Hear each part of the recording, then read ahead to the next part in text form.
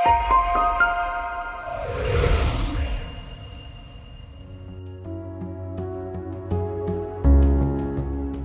when God made promise to Abraham, because he could swear by no greater, he sware by himself, wherein God, willing more abundantly to show unto the heirs of promise the immutability of his counsel, confirmed it by an oath, that by two immutable things, in which it was impossible for God to lie, we might have a strong consolation, who have fled for refuge, to lay hold upon the hope set before us. Hello everyone, selamat berjumpa kembali dalam pembelajaran firman Tuhan. Pelajaran ini adalah pelajaran kedua dari seri pelajaran The Everlasting Covenant.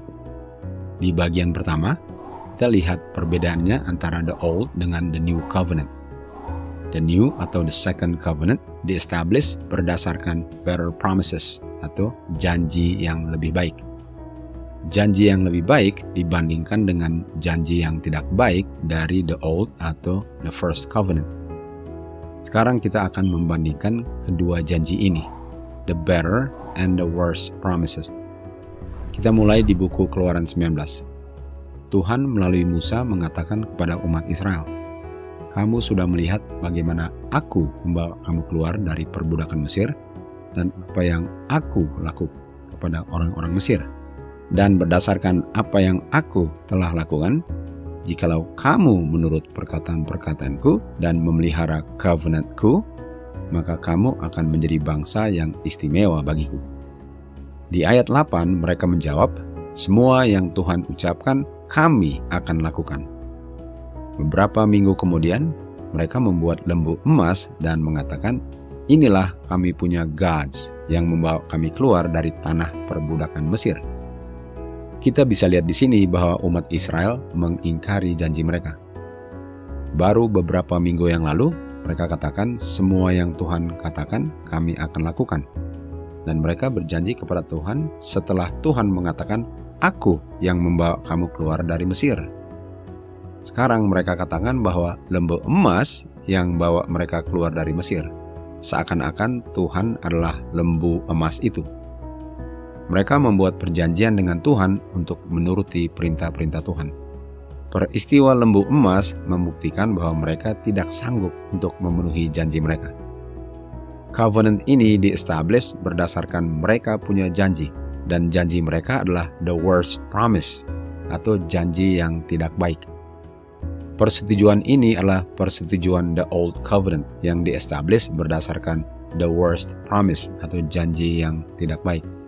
The Old Covenant di-establish berdasarkan janji manusia, bukan janji Tuhan. Janjinya adalah janji untuk memenuhi syaratnya.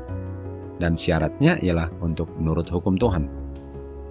Umat Israel tidak menyadari bahwa tanpa kuasa Tuhan, mereka tidak sanggup untuk memenuhi syarat yang sudah ditetapkan. Rasul Paulus menulis di Roma 7 mengenai kondisi ini. Walaupun manusia ada keinginannya untuk melakukan yang benar, tapi manusia tidak memiliki kemampuan untuk melakukannya. Yang baik yang mau dilakukan tidak dilakukan. Sementara yang tidak baik atau yang dibenci, itulah yang dilakukan.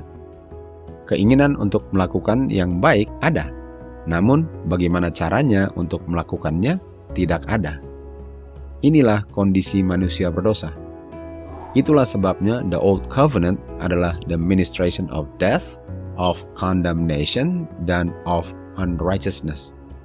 Condemnation adalah dituduh sebagai pelanggar hukum Tuhan. Unrighteousness adalah dosa.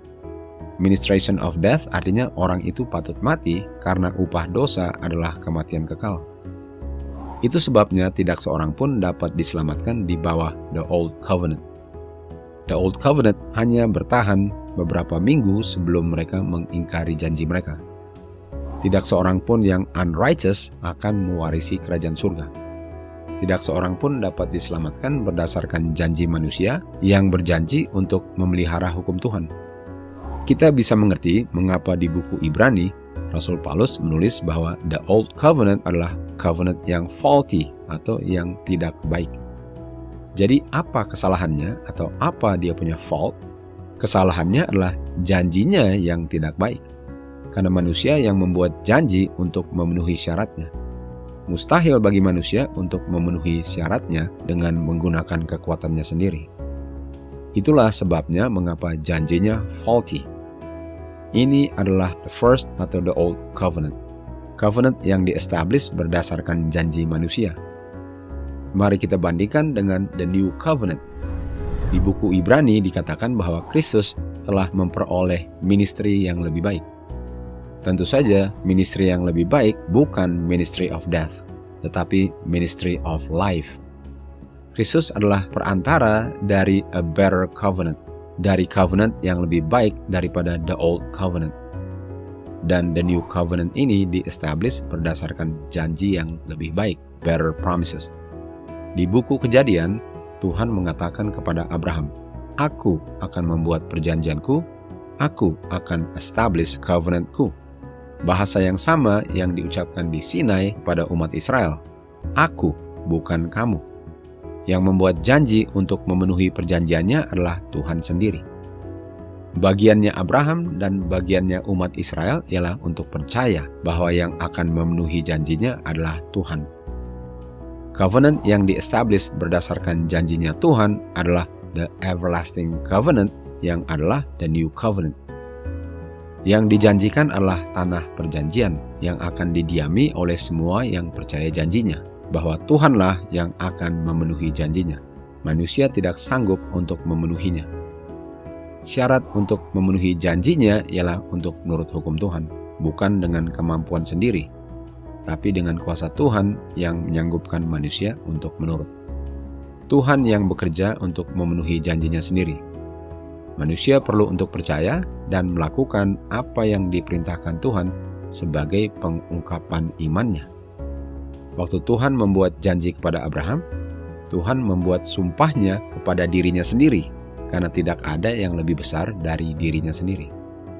Tuhan katakan, "Aku akan memberkatimu. Aku yang akan menambah turunanmu." Janji ini melalui Ishak, anaknya Abraham dengan Sarah, bukan Ismail, anaknya Abraham dengan Hagar. Janjinya hanya akan menjadi kenyataan jikalau Abraham percaya. Janji Tuhan di-establish kepastiannya karena mustahil bagi Tuhan untuk berbohong.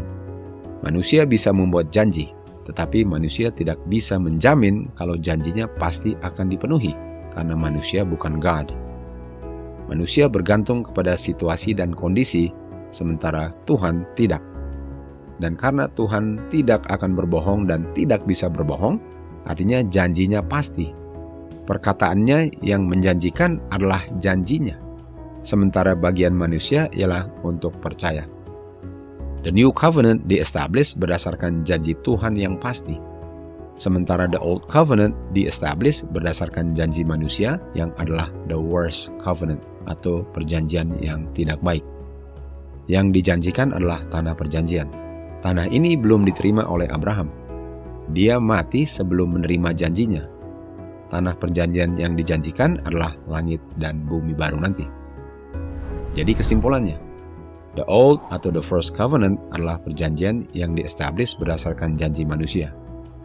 Itulah sebabnya the old covenant adalah pelayanan kematian, atau pelayanan penghukuman, atau pelayanan ketidakbenaran atau kesalahan.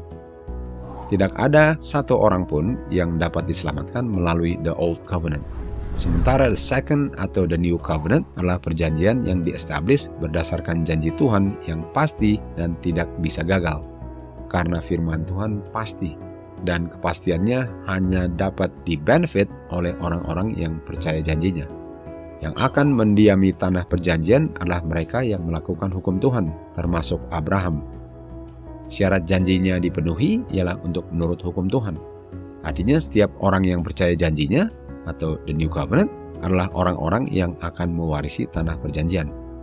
Walaupun Abraham belum mewarisinya, tapi dia akan dibangkitkan nanti untuk mewarisinya bersama-sama dengan semua keturunannya yang setia untuk melakukan hukum Tuhan dengan kuasa Tuhan untuk memenuhi syarat yang mana Tuhan yang akan memenuhi janjinya. Di tanah perjanjian itu, umat Tuhan akan worship God dari hari Sabat ke hari Sabat dan dari bulan baru ke bulan baru. Karena sekarang Mereka menurut seluruh perintah Tuhan untuk worship God pada waktu-waktu yang Tuhan sudah tetapkan. Sampai kita berjumpa lagi dalam pembelajaran The Everlasting Covenant di bagian video ketiga nanti. To God be the glory.